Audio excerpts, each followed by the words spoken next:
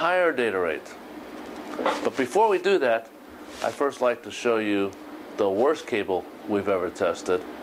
Now, the internet is abuzz with the fact that all HDMI cables are the same. They claim there's no difference, it's all ones and zeros, when in fact the opposite is true.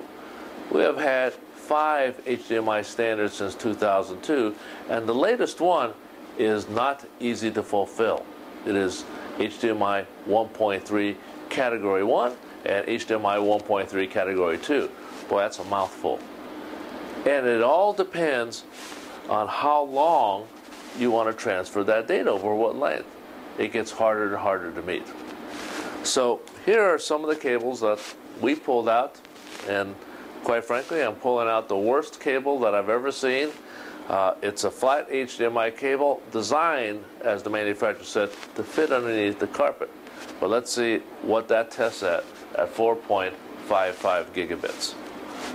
Now, this 4.55 gigabit is per lane, meaning there are a twin pair cables times 3. And we're looking at one of the pairs. Boom. Now, there is no eye. The data is so distorted and there's so much jitter over this cable that it will not be able to pass a signal at 4.45 gigabits. We're going to go ahead and test this cable at 2 meter length at 4.45 gigabits per second. And as we start to plug that in, we're going to find that, there we go. Now, notice a few things, however. We're borderline. You notice that the bit waveform, it starts to get thicker. Still rather even, and it just barely hits, but doesn't. So this just barely passes. So this is the cable that did not even have an eye pattern at 7 gig at 2 meters. Let's see how it did at 4.45. And you can see here it is a fail. You can see that the eye is compressed. It's hitting over on the left-hand side here, and this is not a cable that we would recommend anybody using, because at longer lengths and short lengths, they all fail.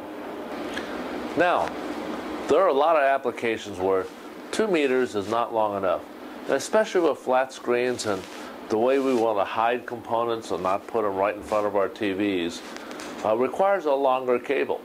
So as you know, Monster makes some extremely long HDMI cables. But let's take the next length up, which is 4 meter, and that equates to about 13 feet. Not extremely long, but can we maintain that extremely high performance even at a 4 meter level? So here we're going to take a 4 meter cable, and I'm going to tell you right now, the 7 gigabit per second will not pass through that 4 meter cable. But what frequency will pass? So let's go back to the 4.45 gigabit per second. Now Leo's going to run this. So there it is, the eye pattern test.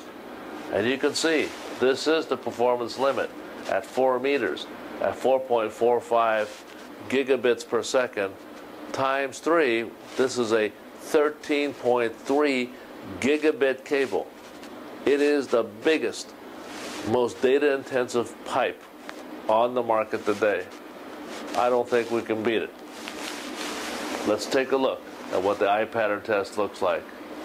At that severe rate, you can see it's starting to close in, got some attenuation, got some jitter, but it passes.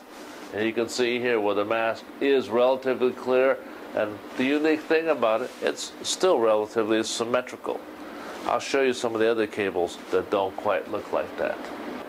Here is our connector that passed okay at 2 meter.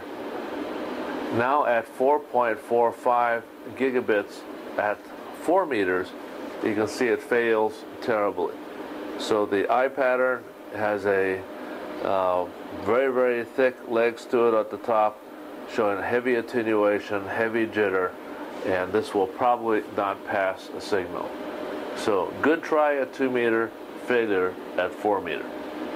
So just for fun, let's take a look at what this cable, the worst cable we ever tested, looks like at 4.45 gigabits at a 4 meter length.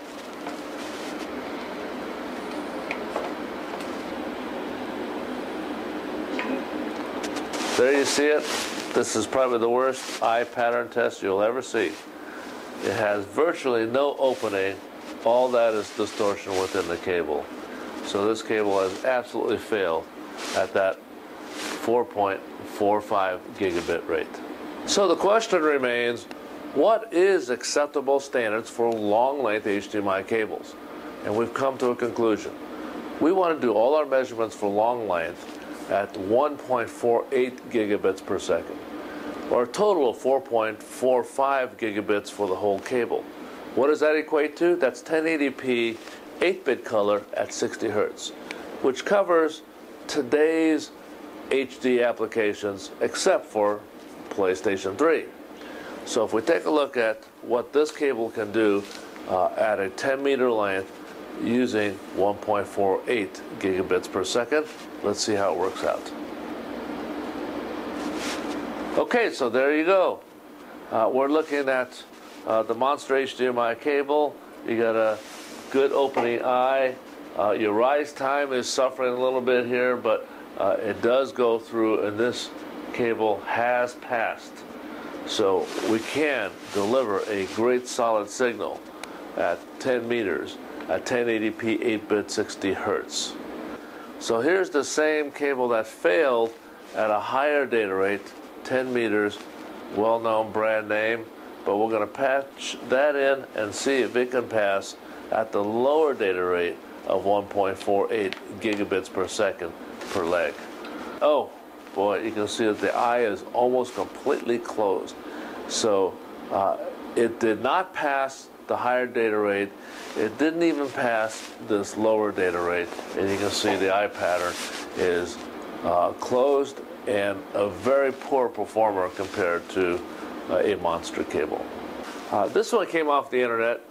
Again, I don't even know what brand it is, but let's see how it does compared to those other two at the data rate of 1080p 8-bit 60 hertz, which you can see here is 1.485.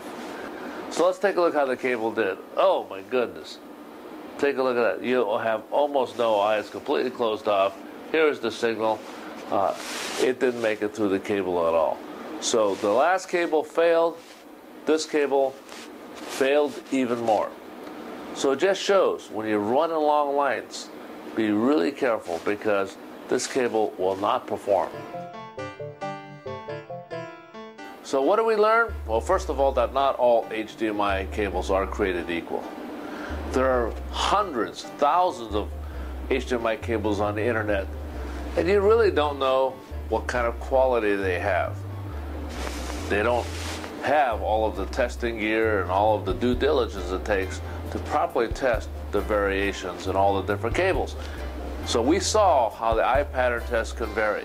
We also saw how short lines are higher performing than long lines, but it's still difficult to get the data through the cable. The construction, the techniques, the connectors, the way we solder the cables, all has everything to do with the amount of data you can get through this big pipe. We also learned that long lengths are a problem, and the cable construction and techniques are even more important in long lengths than they are in shorter lengths. So you have to pick the best technology.